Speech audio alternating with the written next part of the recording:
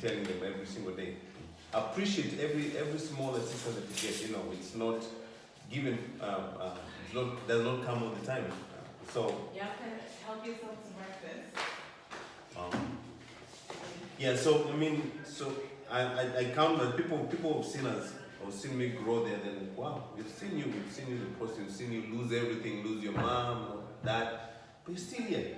And then a lot of people want to leave the country and go to the US, as you say, because that's the land of opportunity. And I said, no, we're not doing that. We are living here. I told somebody, get married, we're staying in Kenya.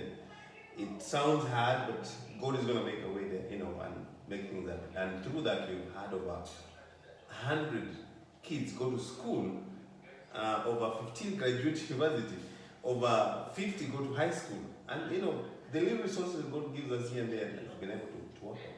So I look back and I see the benefits, like it has benefited the community more than me as an individual.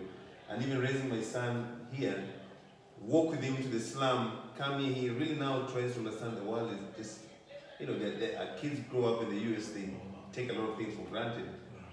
I'm like, he understands, I want him to go to some of these houses, visit them and see how people live and understand life is much bigger than just, you know, America and all that. So, for me, I mean, I'm like, okay, we have status in the US, but we live here. Our presence here makes more sense than it will be making more sense in the US, you know. And I look back and I'm like, wow, I thank God we made those choices. We can bring team, you guys can come here and see, maybe bring young people who, I think I see a big problem in the US, especially for young people who like, oh, there's so much entitlement, you know. It's mine, they don't understand the concept of, in Africa we call it Ubuntu. I'm here because you're here. I mean, it's not just about you, it's us. You know, our effort, team efforts and all that. And also, just knowing that we're not just living in a bubble, the world is much bigger than.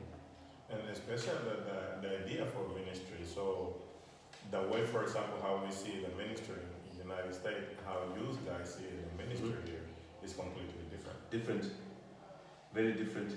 I mean, here people like really have that much faith in God because like I don't have a job, I don't have nothing, but I know tomorrow God is gonna provide. I have to survive tomorrow. I have to survive tomorrow, and they'll tell you like, yeah, God willing, and you'll hear conversation people saying like, oh, God willing, and thank you. We appreciate every small things that other people take for granted.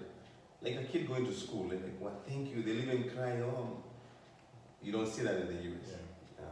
They're like, I have to go to school. I have to go to school again. Yeah. I have to wake up. I have to wake up. Jericho, my son, he's okay, but I wake him at 5 in the morning. Like, you have to go to school.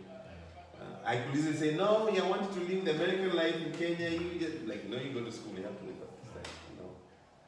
Yeah, I asked him yesterday what time you wake up. Oh, by 5.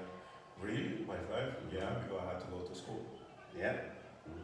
He's like, I mean, they pick him. The bus comes to the gate to pick him. A lot of kids walk kilometers to school. Yeah, and so it's that challenging. But I just feel like it takes more. And I was even telling somebody, why don't you bring Isaiah here for at least 2 months? He probably is gonna go back and change how he's doing. I think this is the way that people can basically follow life. You value what you have. Yeah. You value what you have. When you see how people wake